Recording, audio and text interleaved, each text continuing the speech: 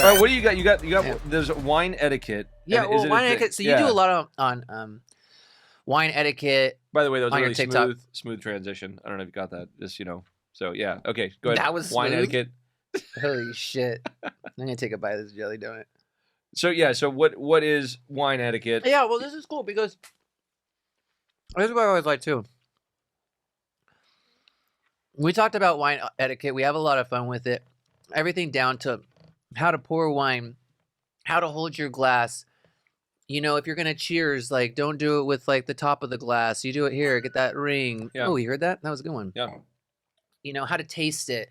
And I know that you got this down. I mean, you always obviously been to done a lot in different venues and stuff like that, wine dinners, all that shit. But like, the cool thing is, I think, is like growing up here, being like a farmer first. I mean, like, do you ever kind of think? Okay, here's my first question. Do you ever kind of think like some of the stuff is? Let's just be real, dude. Do you think some of it's kind of bullshit, or are you always kind of like, yeah, this needs to be like the proper way to do things? But it's like, yeah, it's like everything. There was a reason at one point, whether it be like from a quality perspective or a presentation perspective or just a purely etiquette perspective, right? Like, as I was saying, when you're setting your table, do you set your silverware properly? Like, do you do that Exactly all the time, or do you just like, I'm just going to put the silverware on this side and whatever, that sort of thing. So I think there's some like traditional elements that like are nice to uphold, just because at some point, if nobody upholds them, they're all dead. Yeah. Right. And so you could say like the same thing for chivalry. How do young boys know to open a door for a woman?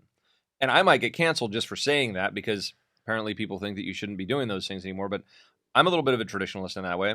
And if you don't carry those in your life and pass them down, then they're going to be gone. So I kind of think that even the ones that are bullshit, there's a time and a place for it. Why not? Like if you're going to be even down to the glassware you're using, it's like if you're out for a fancy dinner or you're doing a fancy dinner in your house and you're like, I want to make this elevated. So I'm going to pull out my white wine glasses and my red wine glasses, because I know we're going to start with whatever, a Chardonnay, or my Burgundy glasses if you want to get real specific. And then I'm going to my larger Bordeaux glasses because I'm having a cab with the main course. And so I think some of that, like, I mean, I can just take this glass right here, a Rosé. I could finish this glass, open a bottle of Pinot, and start drinking out of the same glass, even without a rinse. So if it's just like casual, I might do that. But if I'm actually, tasting or trying to enjoy it or trying to maximize that experience, I'm going to go to the more traditional route. Yeah. Is it absolutely necessary? Absolutely not. Yeah, I don't think so. There's a time and a place. And like you said, though, too, like I think, well, like for holding the wine, like we've talked bear a lot. claws? Yeah, you got like the video about bear clawing your wine. Yeah. And like you said, that actually, there is a reason why you don't do that when we're talking about like the temperature that you're having your wine at, why the glass was designed that way. Yeah. Right. So you got the stem to hold the stem so you don't warm up the wine. So the serving temperature is maintained in the glass. And so bear clawing kind of goes against that. Now, a lot of people just use stemless glassware now, right? And so it's like you're holding the bowl of the glass. Do you think that was the bears? Do you think they were like, we want to claw, like we're gonna make glassware for ourselves? Or is that like the wilderness? I actually think it was probably somebody who's getting tired of breaking wine glasses in their dishwasher, and they're like, why don't I just fucking take the stem off? That too. But no, I mean, yeah, bear clawing, I do think that's a little like, I mean, you don't need to bear claw a stemless wine glass. Like, you can grab it with a couple fingers. Yeah. I just think bear clawing looks a little trashy. No matter what. So well, when you're grabbing it with a couple fingers too, so there's also etiquette of how much wine should be put into the wine glass, correct? Yes. And you should really be like quite a bit below the whitest point of the glass. Okay. So I poured you this glass of Rosé, and you're pretty much at the whitest point. So that's a heavy pour. But you go into a restaurant, and they're like, I don't know. I've seen like they'll have like a graduated sizes, right? So it'd be like, you want the 6-ounce pour or the 9-ounce pour? It's the same glass, and it's just like they just fill you up more for a discounted price for that extra 3 ounces or something. So, I mean, there's really no rules when it comes to it. I mean, I've drank wine out of mason jars, out of styrofoam cups. You do what you got to do when you're when you're in desperate need, you do it. Yeah. But and I will say, have you ever beer bonged wine? I have. Did that? Yeah. Yeah. I will say though, styrofoam cups are actually like if you're at a picnic, I would go with styrofoam for wine, and I hate styrofoam, so I don't buy styrofoam anymore. First of all, because I do think that is a horrible product.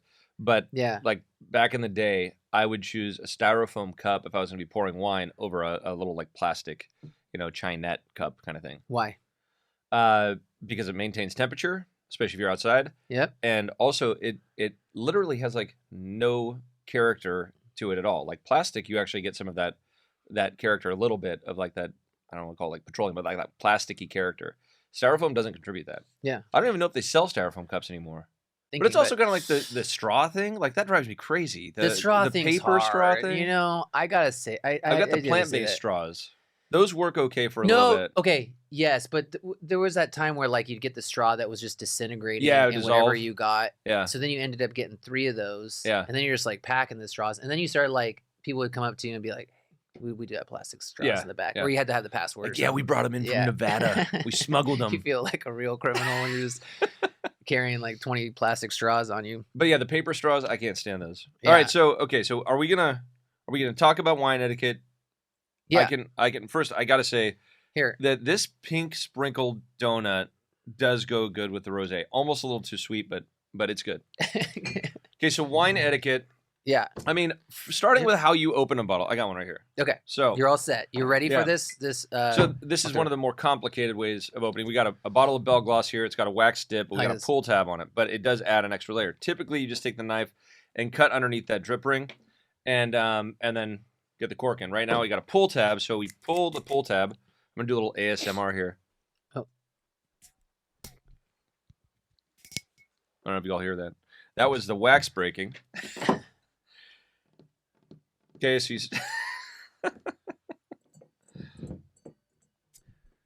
go ahead, drop your corkscrew into that cork, and then what you want to do, etiquette-wise, you should be always showing the label to the customer or whoever is going to be drinking it. That's kind of what you do at the highest end of etiquette. And then but I'm just kind of doing the bear on this one. Pop. Nice. Dude, we are.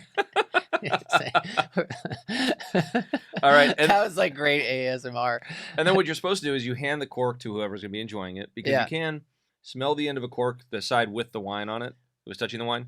And if it does smell like a wet cellar or like wet cardboard or like musty, you're going to be like, whoever makes that for a smell, they're going to be like, oh, okay, it smells like it's corked. So the wine possibly will be corked. It's not always like a total telltale sign, but it quite often is the case. So that's why they give you the cork, and also look at it to see how it's held up, especially in an aged wine, because that you'll get like seepage, and if the wine was ever exposed to too much heat, you'll see like lines of wine all the way to the very end of it, which means that the wine was not cared for properly. So inspecting the cork, smelling the cork, tells you a little bit about how the wine was handled and if there's going to be a problem. And I also want to say, and also if you were serving this wine, if we were at like a restaurant as a server, after you've opened the wine, you also want to make sure that you do present the cork. Yes. Yeah. The bottle. Yeah. For all those things that you're discussing, to allow the person that is enjoying that wine to examine. Yep. Great. Then when you pour, you're supposed to keep the label facing whoever you're pouring for, right? And you should hold it by the base. It's typically what you do. And just do a light pour and never touch the top of the glass. A lot of people, especially like post-COVID, during COVID, people got like very, I think I overpoured that a little bit. Yeah. But people got very like subjective. If I so say I'm going around a table or something and I'm pouring wine and I'm touching over and over again the rim of the glass, it's like, well, the germs from all those glasses are possibly on the neck of the bottle. Now it's getting into my glass. Huh. Like people have, I've seen that at especially like wine pourings. Yeah. Where people are like, don't touch the glass. Like when they're going around and tasting like 500 wines, that sort of thing. So yeah, you fill it up, just below the widest part of the glass. That's what I typically do, or even less than that. So you have a good amount of room so you can swirl, and then you swirl, sniff. If it doesn't have any flaws, I don't even taste my wines. I just smell them if I order something, and then you can smell flaws just as easily as you can taste. If you want to taste it, you can taste it. Is that the amount that you would like poured for just the tasting before you've enjoyed the bottle? Oh no, yeah, sorry, Yeah, right. I skipped that part. You just want to do like a little like ounce, half ounce. Yeah.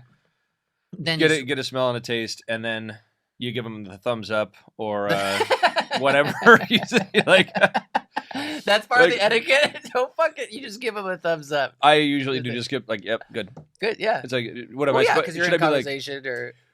Well, thank you, good sir. I very much appreciate you giving me the taste, and I will tell you that this is a fantastic bottle of wine, and you can go ahead and pour it for the entire table. I fucking love these accents that you're fucking pulling out. I also want to say, too, about the touching the glass. It was interesting that you noted about the germs thing. Yeah. I think also, as a server, you want to avoid touching the glass, but you're thinking, if I touch the glass, then I won't, like, drip or anything like that. Yes. So it's just something else to note is that little twist at the end when you're pouring is good etiquette of like controlling the drippage, so then you're not dripping around, you can move faster. And you'll also notice that most, like, when a somm is serving wine, they'll do the proper pour, right, and then they'll do the twist, and then they'll have like a cloth, and they'll pick up the last drip and then move to the next next glass. So, and that's like that is the true proper way to do it. Yes. And then you want to display the wine in an area, they'll usually ask is on ice, whatever.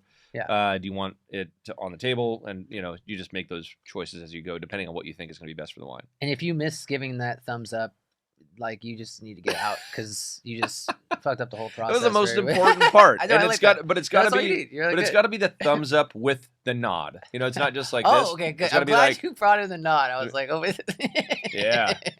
Yeah, you gotta... Actually, maybe a wink. Wait, are you winking right now or having a stroke? I'm fucking confused. All right, and then back to the etiquette of the glass, right? You use the stem.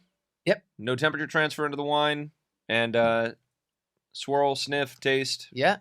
We already did the cheers thing too. Oh yeah, the cheers. Right? Yeah. So body of the glass, not the tip of the glass, for the same dumb reasons. Now, because you know the history of cheersing, right? Yeah. Okay, go for it. What is it? No, I was gonna. You tell me the history of cheersing. So I mean, I know that like when you cheers, you're supposed to look at each other in the eyes.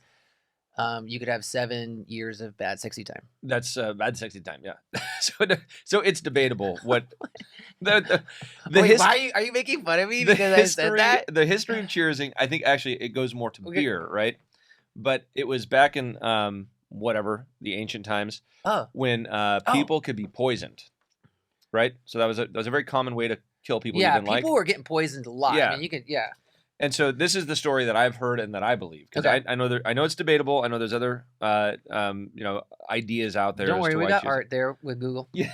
But I want you to tell it first, so then we can. All right, so it was that you all cheers as a group to a point that's so aggressive that you have spillover into everybody else's glass. Huh. So that if there was poison in somebody's glass, you're all being poisoned. And so it was more like, we're in a safe space. We're all cheersing, and if you didn't cheers, you're probably the person trying to kill people. And I would imagine they just sacrificed you or something. I mean, that's what I would have done. Whoa. Been like, I mean, I believe it. It's like, dude, that makes sense. Yeah, actually, Chad actually, Art just gave you the thumbs up. Chad sat out of this cheers. Like, everybody gets together, like, let's murder him. Yeah. Wow, that's Don't cool. drink anything. Let's kill him. That's cool. Okay. Yeah. Awesome. And the pouring. So if it's actually possible, why don't we bring up can we bring up this dude Joe the winemaker on TikTok? Oh God. I'm already right here. How do you fucking feel? How do you feel, dude, just getting stopped on the street? People just they're just like, hey, dude, what's up, influencer fucking from TikTok? Yeah, I feel pretty discounted in my real life. I'm like, did you know I'm also a father and a winemaker?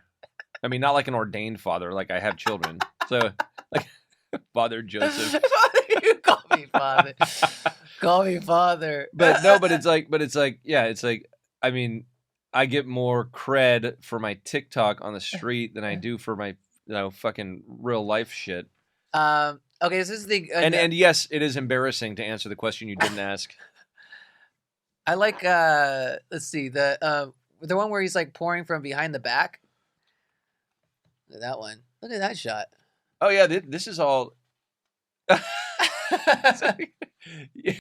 You kind of like dripped that. So that was like a behind the back one. Oh, sorry, Art. Can you go back? But yeah, you guys on the social media side are doing a good job. Like, I mean. Oh wait, what is that a compliment? Hey, we are. Hey, note this, Art, as I gave Chris and Sabina a compliment for the first time in their lives. Yes. We're making a mark on the table. Thank you, and Sabina, it does not at all mean that you will be getting a bonus. Okay, let's just go down to the other video. I think it's down further. Art. All right, while we're looking for that, though, yeah. I'm going to go back to breaking code on etiquette, right? Because... Oh, there we go. How to pour your wine. Oh, you want to break a code? Or No, I'm just saying, like, it's okay to break code. Like I said, like mason jars, styrofoam cups, whatever. Who cares? Oh, hell yeah. Yeah, it's totally fine. Yeah, and it may not be the best service to the wine, and it may not be the elevated experience you're looking for, but, you know, any port in a storm, right? I mean, you got to, like... You do what you got to do. Oh, you know, we also have like stuff you drinking out of the bottle. Yeah, that's. Sometimes I like to take it from the natural habitat. Yeah. All right, hit it, Art. I mean, we're just gonna go through. This is a quick video from Joe the winemaker on TikTok. We got the waterfall, the fancy. See, that's more proper. Trick move behind the back. Yep. Impressive. On my How do you head. balance that? I got a flat head behind the back. Made a mess. Looking like a drunkard. Sparrow, stumbling. That's one of my favorites, actually. We should actually do that at a restaurant. People fucking hate you.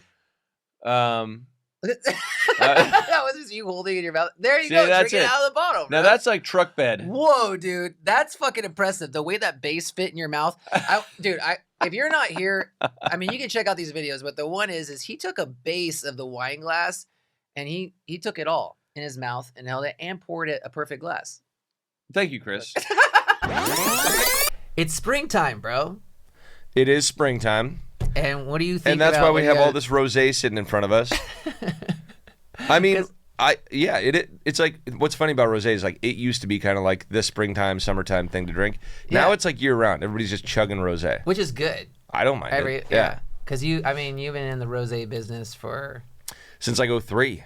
03. Well, 04 was the first release, but like it was way before rosé was cool. Like back then, you had a couple things coming out of Provence that were like mostly on the East Coast, and then you had like white Zinfandel coming out of California, and like that was it. And so I started making like actual rosé. My dad always gave me shit. He's like, "Why would you waste your time making pink wine? Like nobody cares about pink wine." It's like, it's actually like really refreshing. You know, it's like you're not supposed to think about it. It's supposed to be like lightly colored, lightly flavored, slightly acidic water with alcohol. So that's the I think that's the actual definition of rosé. So it's not a thinking man's wine. It's just like, you know, chill. You just sit on a porch, whatever. So we started making rosé, and it was vineyard designated rosé, which was even more absurd. Like people are like, why would you do that? I'm like, well, I want people to know like this isn't like the dregs. This isn't like a bled lot. This is actually like purpose-built rosé. Yeah. So we started way back then, and it was under Bell Gloss, and we used to do pink wax, like just regular. Like our new wax is very different, but we did pink wax, and this is before social media. We had like blogs. You remember like blogs were all the craze? What? I don't know. Blogs? No, I do. Yeah, blogs. Stupid times. A blogger, like that was like a big thing. Like, yeah. You're pretty much like writing articles freelance of and trying to get attention. Yeah. So there were like bloggers out there that would like take pictures of our bottles and like stacks of our cases in a grocery store, and it looked like a whole bunch of sex toys, and that's what all the bloggers were giving a shit about because it's all this like pink wax and it looked like a pink dildo. Well, yeah. So dude, sex fucking sells. I don't care what you say. People loved the look. This was actually before the pull tab too. This is before the pull tab. So now we got the now we got the tickler. Yeah, you got the tickler. Okay, Dude, I don't know. Dude, you don't make it like. No wonder people with the comments like that. They're like, "Yeah, this is what this is for." And and you can drink it. I mean, I hate to tell you this, but I did have some people send me some pictures. Can we bring those pictures up? I don't even know if I have them. Can we? I think I see like Art go to it like he's I think I deleted all those because it was like I mean people used to say, people were actually using our bottles as sex toys. Okay, how did you feel like about that? Because was that you just came out Rosé, right? 2004. No, I'm straight. You came out. Oh no, I'm talking about the Rosé. Okay, you are now. Yeah. But in 2004, I had questions. I had questions about myself. So you came out, and but you had the pink wax. Yeah. And you're like, okay, we're gonna bring rosé. Like this is like we're gonna represent here, like California, right? Yeah. USA, rosé, all American. Pink wax, make it look like a sex toy. Yeah. And make it look like a sex toy. And you're like, yeah, what do you think? And then you're just getting pictures of people like, what, like trying to just like bang your bottles? No, I got like pictures and videos of like and videos of the bottle in the vagine. You know. Oh, the what? The vagine. The vagine. Yeah, the vagine. Yeah. I think that's how Borat says it. So I'm going with him as my English expert. But no, it was wild. Yeah. Wow. Okay. So we went away from the wax for a long time because it was just a little messy, and we went to this screw cap, and the screw cap worked really well because like you just chill the shit down and you just crack it open, no issues, right? And no issues. People trying to have sex. You can't fuck a screw cap, okay? That's just. I'm sorry, I'm crying. But then we decided to go back to the wax, and now we got rose gold wax to make it look like it's Bell Gloss, and it's all you went back. Monochromatic packaging. It looks pretty sick. But we got the pull tab, so that gives us some safety. So like we know people aren't. That was the main reason. We're like, yeah, we can go back to this now. Okay. Because only the craziest people are going to use this for the wrong thing. Okay. But you went back for the reason that you thought now with the... I went back because I liked the look, but didn't feel confident about doing it for a couple of years. Yeah, I get it. I understand. Hey, dude, we'll see. We just launched this. So, like, I mean, if I get videos, I'll actually, like, I'll show you. Yeah. Yeah. Cool. I mean, this is awesome. I mean, we're talking about it, but, like, so we have, like, the new packaging... Yeah, so that was last year's pack. We could probably bring up a picture of this year's pack. Old packaging, what it was when you first came out, and it was a sex toy. Yes, and the other thing is we reformulated this wax like over the years, and so this is like, have you tried this yet? Like, try that. Pull that tab. Do you want me to open it? Yeah, just go ahead. Oh, dude, it's like that's our most recent formulation. This shit is so easy to pull off. and it's super clean too. So hell yeah, that was really smooth. It's always innovation, dude. You gotta always like look at your shit and be like, all right, what can we do better? And you know, first it was the pull tab, and then we created the patent for it, and now we're using it on all of our wax bottles. And then it was like, all right, how do we make the wax even easier to pull off, easier to apply, all that stuff? And this is the new formulation. It's fucking awesome. I think that it's great though too, because it shows that you're always listening to. I listen to the haters, especially. And to the haters, because they answer back. Because it's always complaints like, that wax is so hard to get. So then you get easier wax. Or before the pull tab, right? It was when there was not even a tab at all. Yeah. And people were like... And you had to go straight through the top. Yeah. Which we knew. Like, you could just drill through the top. I mean, it was easy. I know, not but drill through it's it. all... You could just use a corkscrew to go through it. It's all education. You got to, like, educate people on that stuff. But then sometimes people were, like, seeing the wax, and they were like, I don't know, I got to get a machete. Yeah. Yeah. And they'd send you pictures of like a missing finger, and they'd be like, I got some good hate mail. Do I get a free case? Yeah, dude. Oh man, I got. How many free cases? There were did you a get lot for of people. Fingers? I actually didn't ever give up free cases. But no, so you were like, screw you. So this is kind of fucked up, right? So think of it this way. So like the wax does have like, it's got an aesthetic to it. It's part of the brand image. Like people see it from across the room. Like if it's on a table in a restaurant, like you notice it's Bell Gloss. Yeah. So I love that part of it, and that wasn't what I was intending when we did it. We just wanted to differentiate between like our entry-level priced Pinot and our vineyard designates. But I started getting like emails and like mostly hate mail about the wax, and so it was like, all right, we got to fix it. We got to figure out how to like make this easier. So we began that process, and like, dude, this has been like 20 years that we've been like trying to refine it over and over again. It's gotten better and better and better every year, or every couple of years, I should say. But no, the thing with these emails was like I had a really demented view of the benefits. So if somebody like cut their finger open or hurt themselves in some way trying to get the wax off, my view is that they now have a very personal relationship with the brand, and they're never going to forget Bell Gloss. It's kind of fucked up, right? But they didn't. They still see that fucking bottle. They're like, I cut my goddamn finger on it, but you know what? I'm going to buy another bottle. I mean, you got a fan for life. That's a great way to look at it. I like your perspective. The glass is half full. The glass is half full. That's a good lesson, though. Like that we can think about it. Yeah, that it sticks with you. So yeah, I look back on that. It's kind of a fucked up view, but I think it was right. I think the people they remember it. They don't forget that stuff. Yeah, especially if it was at a dinner party in front of everybody. Like when you walk up to somebody in your first introduction, and like you do the whole like look them in the eye, shake their hand, introduce yourself. Just change that a little bit. You walk up to somebody, slap them in the face, and be like, I'm Chris Rubio. Nice to meet you. They're never going to forget you. Yeah, but I mean... Am I wrong? They might not. I don't think we They might not. Are you suggesting that? They might not think highly of you. But, but that could like turn into a thing. I mean, like then that could turn into a brawl. They could hear your name in like 5 years without seeing you for 5 years, and they're going to be like, oh, Chris Rubio. Yeah, I remember that guy. He slapped me. I think this is great. Okay, so this is for entrepreneurship, like advice, like for business. If I were to put this into an advice format, I'd say you know, like Joe, so what you do is you'll walk into a meeting, say some distributors. Like I saw you in a meeting yesterday. You walk in, you just go around to everyone, you just slap them in the face. Usually the back of the head. Like, but yeah. Hi. Yeah. I'm Joe Wagner. Hi. I'm Joe Wagner.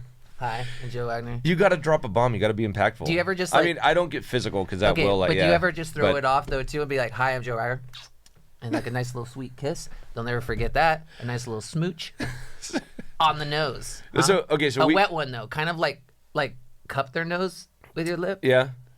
Yeah. Hum a little bit. And then be like, so, what are we talking about today, huh? Do you want to see my new Rosé package? But people, like, you could talk about all the basic shit. You got to be a little more, like, it's got to be a memorable moment, right? So, like, yeah. Yeah, but I also think that, like, there's going to be memorable moments for people in 2004 when they're like, that first time.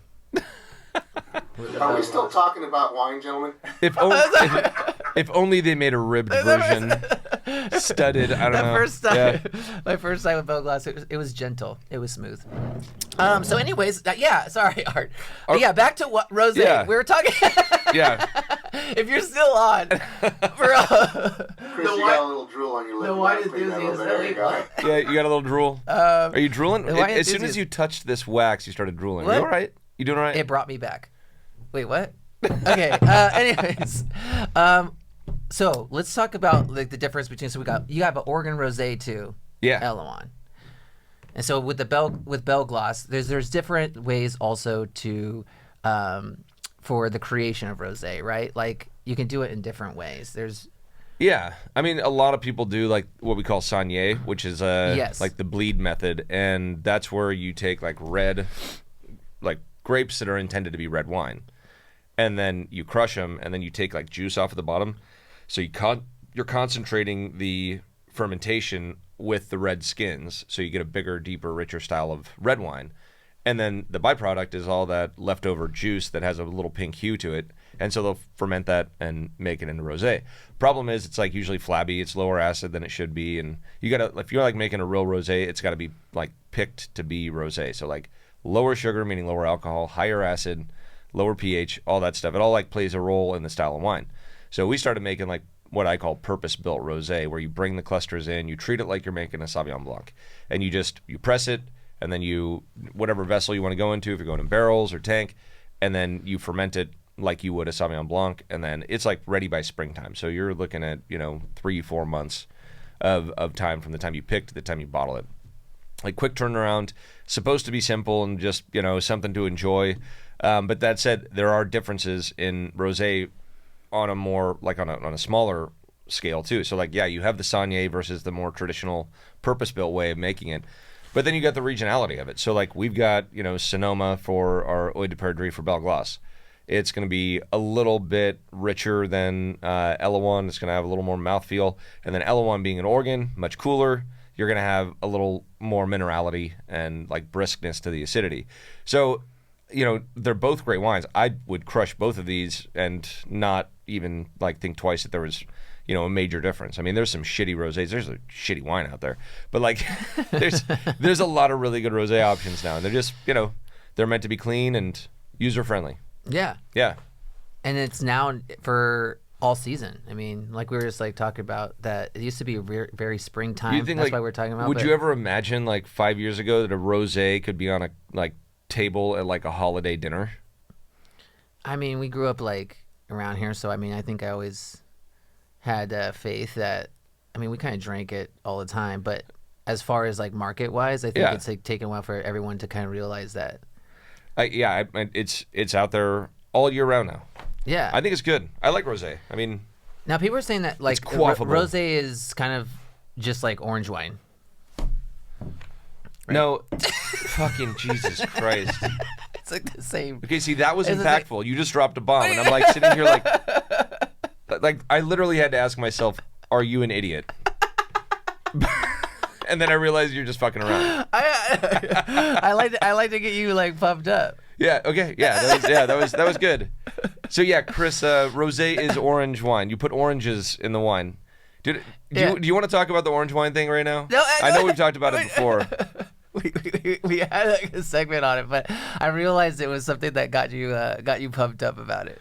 Well, let's talk about shitty Soms then, because shitty Soms are the ones that are keeping fucking orange wine afloat. It's garbage. Nobody likes it. I just had an absolutely undrinkable wine. It was an orange wine. It was a Sauvignon Blanc fermented on the skins, and the shit wasn't cheap. It was like $40. Which really? Fermented on the skins, and it was. I like poured Rachel a glass, poured myself a glass. We both smelled it. Like, tasted it. Like, had to spit it out. Could not even swallow the stuff. So you're saying that you'd rather have rosé? I'd rather have real wine, not some fabrication of some ideology that doesn't matter in the wine world and nobody gives a shit about. Why don't we just dive into some wine barrel business?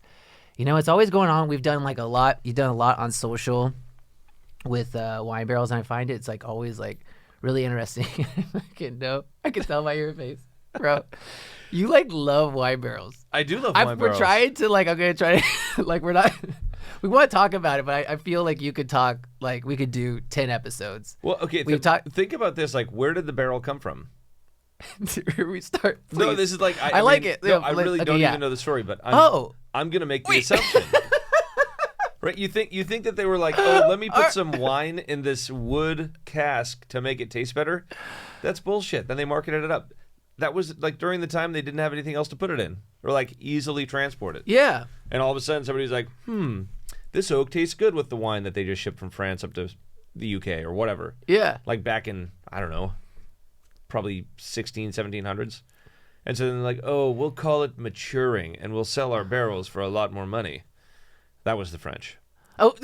And then they started to toast them. Anyways, I think it all happened by accident. I don't think there was actually like somebody sitting there thinking like, you know, this wine is missing something. What about some toasted oak? That's a great idea. Like, who the fuck would come up with that? Okay, wait. So since you're talking about like oak, but I do love barrels, and they do help the wine. Yeah. Can we I want to bring up like start off with a couple because you got some good social stuff out there. I always like to bring light. People could go like check it out just to kind of launch this. Hey Art, could you like bring up the first video? So am I going to have to explain gaslighting on this video? Wait, what? This right here is a brand new French oak barrel. Nicely built, sumptuous oak. Got the willow and the shiny hoops to just show it off a little bit more. Just like a brand new car. Every time we buy one of these, over $1,000 each, we put 1 drop of wine in it. Boom! We lose half of its value. Goddamn barrel manufacturers. All right, I wanted to kick it off that first of all, like the way you're describing that barrel, dude, bro. Like, were you like, I don't know, like you were kind of like you were kind of chubbed, right? They look like a. I was getting a chub, yeah. Especially when my hand touched that soft oak, just I actually really liked it. Beautiful. I like the passion in it. But no, it's barrels are great, but man, they do lose their value like right away.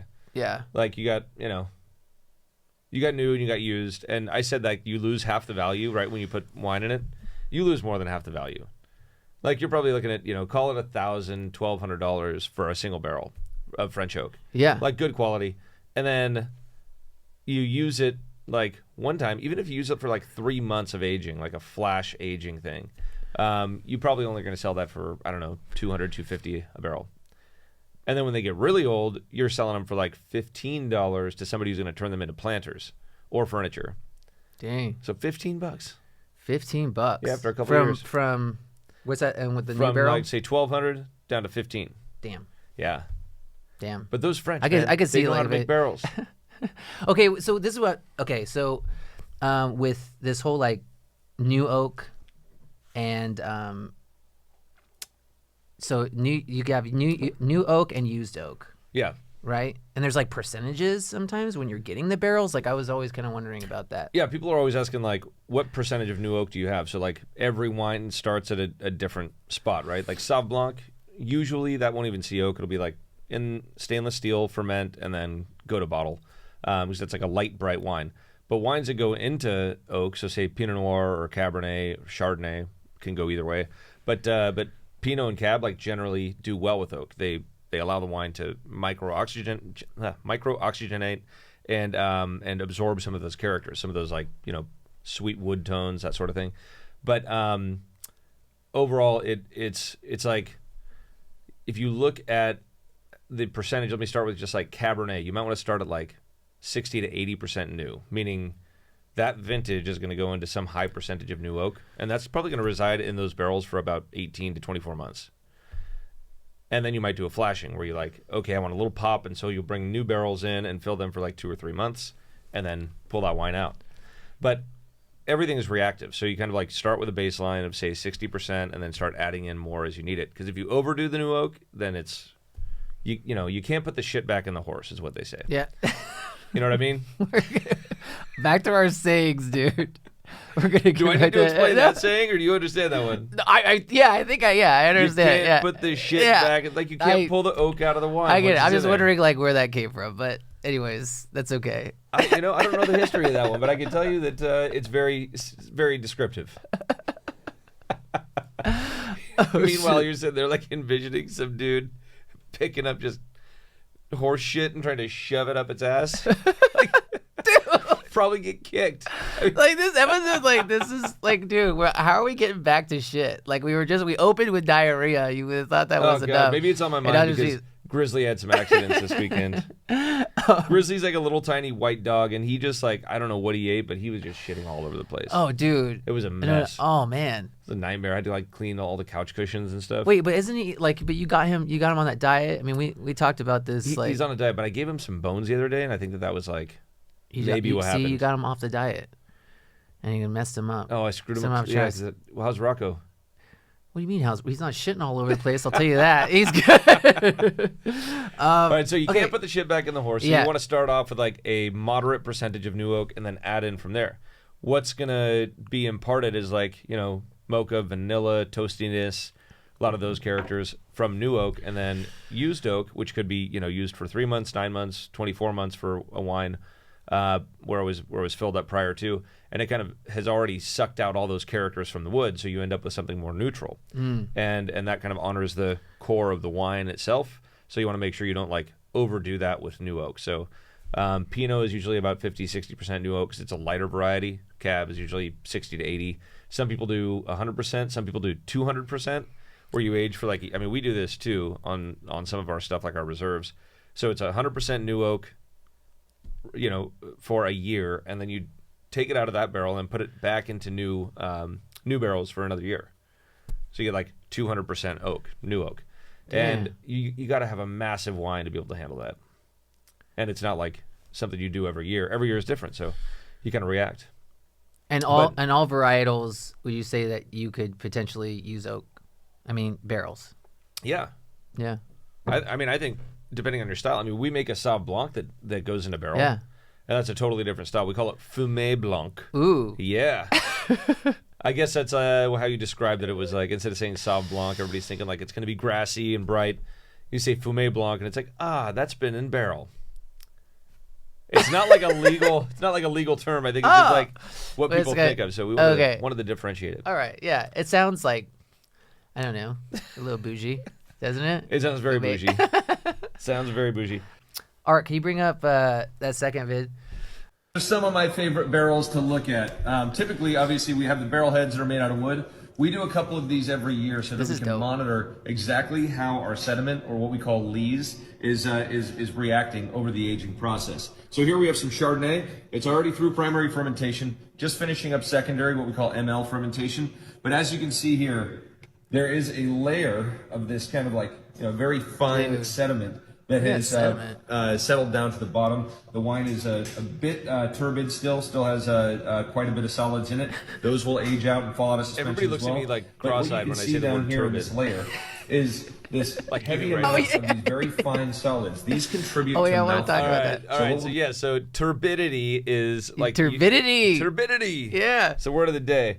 So you like when you have solids in a liquid that you can still see, right? Yes. So it's not clear. Yeah. So like imagine mud in water. Yep. Right? Got a little cloudiness to it. Yep. Well, over time that'll drop out, but turbidity is how many solids are in. Anyways, or like diarrhea, like water. But we want we want to do that video. We want to do that video again for social media, but actually like show it mixing that up, because like what you saw in that video was just like a nice compacted layer at the bottom. So we're gonna do one where with those barrel heads you can see through. We're gonna do one where you like mix it up and you see all that lees get back into suspension, because you want that connection between the lees, which are like the fine solids, and the wine to like build up the mouthfeel. Yeah. And that can be done in tank or barrel, but we do it in barrel. So that was a really cool, like, I loved having that glass head so you can actually see what's going on. That's what I was going to say for like those that weren't able to be watching right now, but like that's what we were checking out was that barrel with the transparent top, that transparent head. And that's like really cool. Has that been Come to think of it, I like transparent been around tops. Yeah. Yeah. You do. Yeah, who needs a wet t-shirt contest? Yeah. Are we transparent tops. So American oak is traditionally a little more aggressive from a structure standpoint, but it can have sweeter tones. So it depends on what you want to go for. I prefer French oak, which is much milder on the structure, and it takes a little longer to get those sweet tones out, but it's well worth it. Yeah. So we use like a little bit on like Zinfandel, Petit Syrah. We use a little bit of American, but like by and large, and in our spirits, we use quite a bit of American too. But by and large, our programs are like 98, 99% French. Okay. And then like they the French, they're artists, so like they make everything somewhat complicated and sell the romance, right? So what they have are many different options. So you can do your traditional like fire bent, which is actually bent while it's toasting. Okay. To get into that shape. Other ways you have steam bent, which is supposed to reduce like any sort of breakage of the staves, and then water bent, same thing, but it also like pulls some of the more aggressive characters out. So seeing some of those things from like the building of a barrel standpoint. Then you got heads. If you do toasted heads, it's like over 30% of your barrel is your head. I like toasted heads, and then your toast level, your forest, where it's where the wood is coming from. So there's all these different variables, and the only way to learn which one works for your wines is to try them. Unfortunately, I mean, I'm glad if you wanted to try all the variations, you're gonna probably spend like $100,000. Yeah. I'm glad you brought up the wood, because I thought about this. Like, so why not like redwood? Oh, redwood actually. What's funny is like the old fermenters around here. Yeah. They used to be made out of redwood. They didn't have they didn't have stainless tanks. Like even when my grandpa started making wine. Yeah. He was using all wood fermenters. And they were all redwood, but redwood is like really porous. Yeah. And it doesn't really give off that much of a character, especially if you use it for like multiple times. So they just become vessels, and that's where he would ferment his wine. But you can use like for aging, if you want to get different characters, you can use like acacia. You could use teak. You see this stuff in spirits more than anything else. Okay. Like finishing and like teak wood or something. I feel like in wine it's just oak. Like that's where I'm always hearing. Yeah. But you're saying these other woods that you could use. I mean, spirits is really exploring that. But yeah, spirits is definitely exploring. You could do it in wine. Like we're actually going to be doing. We're going to try teak. For like a little project. Is this like a secret? Like, do I? Should we tell like our listeners like not to say anything? Yeah, please don't say anything. It's a secret. Dude, you're getting like the inside No, info. because what's funny, if I say this right now and then other producers are like, "Oh, that's a great idea," and if it turns out to be shit, then we all lose together. Yeah. So you like that. You like camaraderie.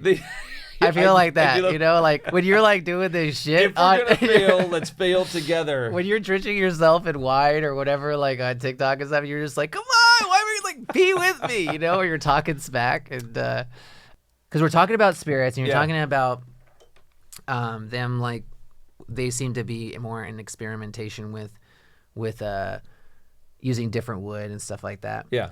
And so then I was gonna bring up the video from when you were showing when we brought one of the whiskey barrels and put wine in it and totally fucked the wine up. Yeah. I mean, if you get it's still still sitting in that barrel. I'm like, here we go, dude. This is great.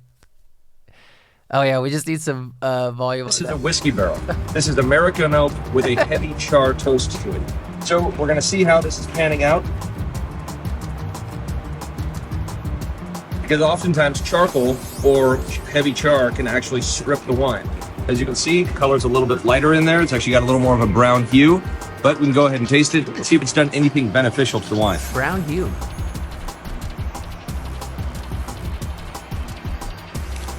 I wouldn't do that one again. I mean, it's too much damage. All right, no, I got another funny one. So we bought some used tequila barrels. Yeah. And I think we bought 4 used tequila barrels, right? So oftentimes spirits companies or whatever you're making, they'll sell to other companies to finish in port barrels. Like that's a big thing, right? You finish your whiskey in port barrels. Yeah. It might only be like a month or 3 months or whatever, but it imparts some character. So we get these tequila barrels, and we didn't do anything at the winery, but we brought them to the distillery and we put brandy, like fresh made brandy, into these tequila barrels. And this is probably 2015, 2016. They're still in barrel, and they taste like fucking tequila, like straight up tequila. I don't know how wet the barrels were when we received them. There was nothing in the bottom of them. There was no standing tequila, but there's still so much moisture in those staves, and so as you refill it, then everything starts to blend back in together. And we just put a neutral. I mean, it wasn't neutral; it was brandy, but it didn't have a lot of character yet because it hadn't seen barrel. Yeah, they taste just like tequila. So now imagine yourself going out there being like, "Oh, a brandy finished in tequila barrels? That sounds fun." And then you taste it and you're like, "This tastes like tequila."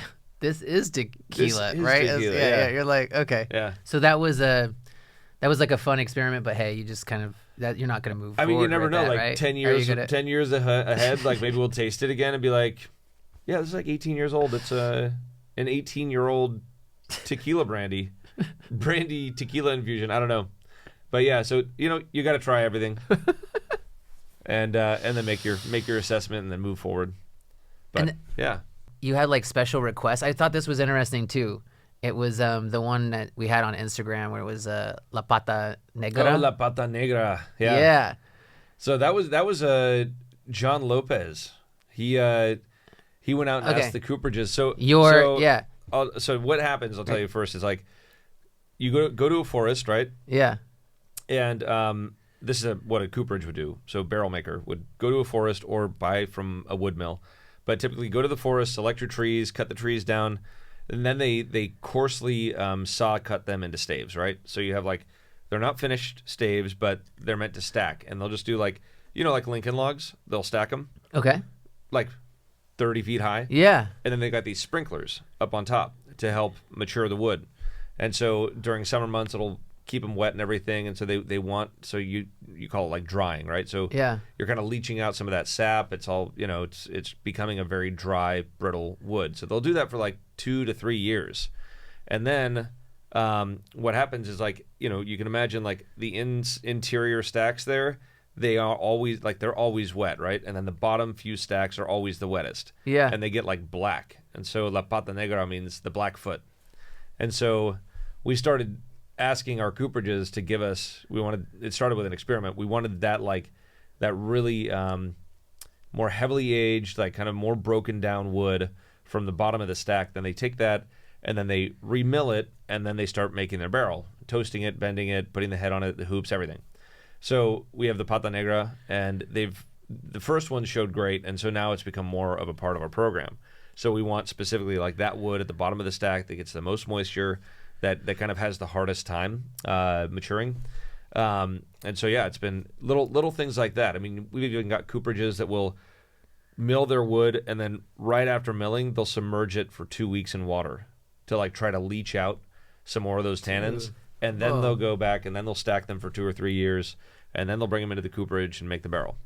2 to 3 years. So like the making of these things, actually, I wasn't. Well, like one of the shitty parts is like, you know, we could buy American oak barrels for $250, $300 a barrel. You're not going to have the aging. They're like literally they cut them, they char them, and they ship them. They typically do those for the spirits world. Yeah. So like most whiskeys they need to be in a char barrel, and it can be from oak from anywhere. But in America, it's like you just have these companies just pumping out these crappy barrels that are going to be used one time, really. So, you know, whatever your classics say, Maker's Mark, and they're going to be filled and then tossed into a rick house for 5, 10, 20 years and just sit there untouched until finally they're like, okay, this rick house is matured. Let's pull it all out and get it, you know, bottled. Dang. But yeah, so that's why, I mean, we've got Hungarian oak we've tried. It's okay. It's not that great. But I mean, it's still French is the king. Yeah. Yeah. And when you were talking about this, like, so actually you could play the video, because just for those that want to see the actual barrel that we were talking about, La Pata Negra. Pata Negra, the Blackfoot.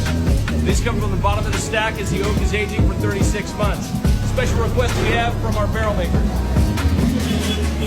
And see, it's not even. So that color is like on the. Oh well, no. So then they remill it and sand it down. Yeah. So every stave gets retouched. Got it. And part of that is so that they can, like, you know, fit it properly. So that, like, if you saw the raw stave before it got remilled, it's like black. Yeah. And it's at the bottom of the stack, Okay. hence the name Blackfoot. Yeah. Yep. So I think it was cool to like see, because like at first, like some might have been picturing that like the barrels are actually black, but that's like a that's just cool the detail exterior. Yeah. Yeah. Dude. But there's all sorts of shit they do. Like, they'll groove the inside of the staves to get more surface area. Yeah. So instead of being like ruffles, right? Ruffles have ridges. Ruffles do have ridges. So compare those to like regular lays. The ridges allow for a lot more surface area. Am I wrong? So you get more flavor, you get more salt, that sort of shit, right? I like this. This is a good analogy. So they make barrels like ruffles that have more surface area. So if you want like that extra amount of oak in a shorter period of time, you can do that. I don't really like those, but they work. Yeah. Yeah. And so as a lot of this, I know that you're always like experimenting and stuff. Would you say that is like how it's happening every vintage?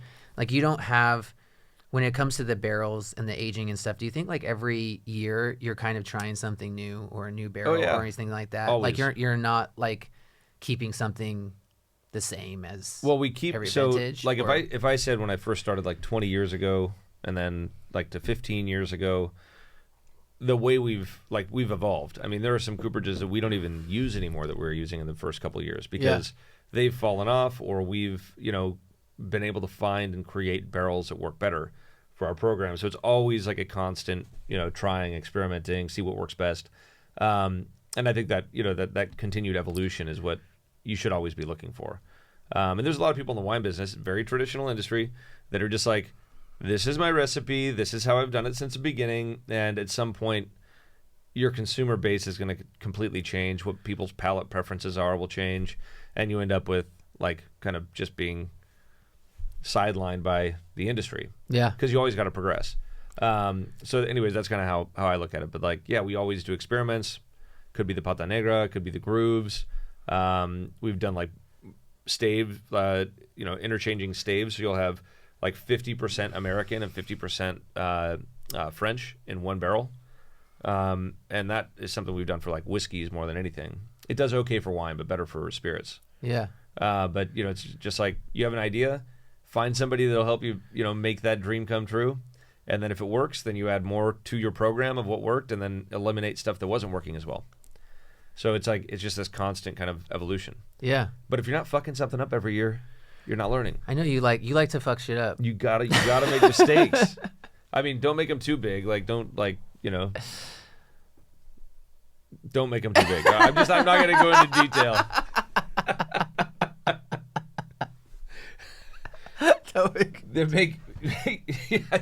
Hey, that's a good entrepreneurship advice. All right. I'll say it in an entrepreneur way. Calculated risk.